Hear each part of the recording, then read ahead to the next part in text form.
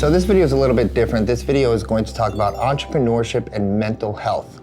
I never really cared about any of that kind of stuff because I've been an entrepreneur all my life, and I've been doing internet marketing since probably almost 20 years ago, right? So I grew up in kind of like the hustle mentality, compartmentalizing everything that really happened to me and like never really talking about it, because the majority of people that I talk to are entrepreneurs, they're dudes, and their life tends to be perfect.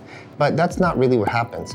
And for the most part, all my life, I've been kind of chasing, really, if you think about it, trying to matter for the most part to everybody. You start by wanting to make money, right? Then once you make money, you want to make more. Like I used to want to make $30,000, then 10, then 50, then 100, then a million, then whatever the case, right? Like it never stops because you always just find a new place that you start to chase.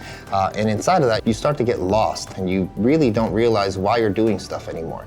That happened to me, and I realized that happened to me the most part, that I was kind of chasing other people's dreams and I didn't even have my own anymore when my dad passed away. He didn't even really pass away. He took his own life about two and a half years ago. My dad was an entrepreneur. He was always hustling, doing whatever. He was always trying to keep up with the Joneses. At the end of the day, what happened is he couldn't keeping up with everybody. And so he ended up taking a bunch of Xanaxes and ibuprofens and stuff like that, and he ended up passing away. And that made me really realize I have 2 daughters, a beautiful wife, an amazing group of friends, and I take it completely for granted the majority of the time.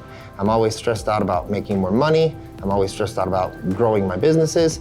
And the reality is I make money and I have businesses that are growing and my friends love me and my family loves me, but I never think about it. And the majority of the stresses that I have and the mental health problems that I've created for myself are completely self-inflicted. And you know, that probably might be you. So when my dad passed away, I started drinking a ton. I started really not knowing what to do. And I started to internalize that and I started writing things down in journals and different things. And I said, what do I want?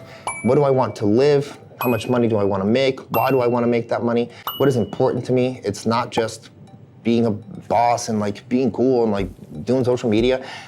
My family is important. Traveling with my family, being a part of my friends group, being very deep with certain friends and making those deep connections, spending time with people. It wasn't cars, it wasn't more money, it wasn't anything. It was really just time, because that's really what money buys you, which is time.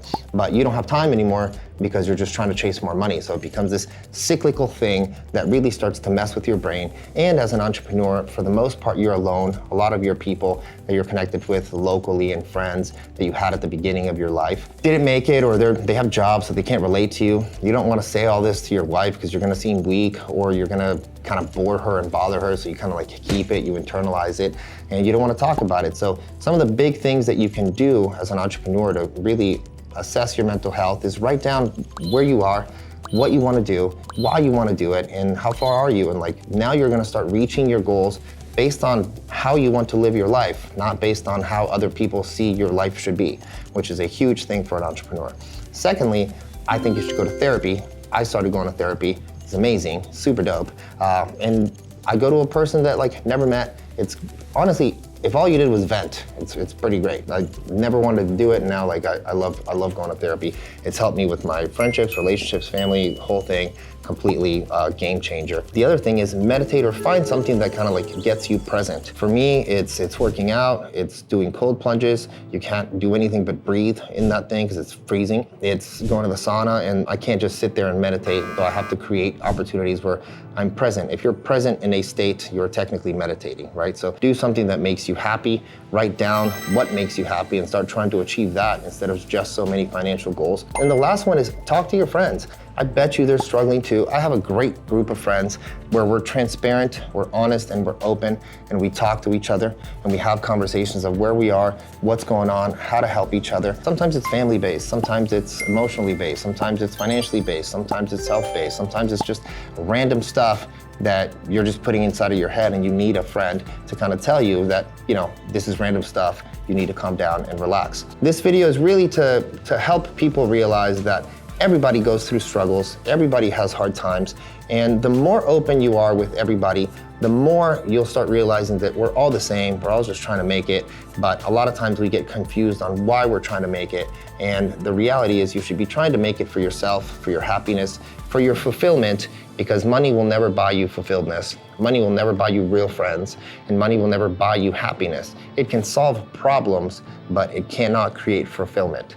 So as homework today, write down what you want, who you are, what you want to do, why you want to do it, and start living life for yourself. And try to start journaling. Go maybe find a therapist and go talk to a friend, or go support a friend who might be going through a situation like this but is too proud to tell you that. So that's it for me on this one, guys. Subscribe, join the notifications, and we will see you guys on another episode.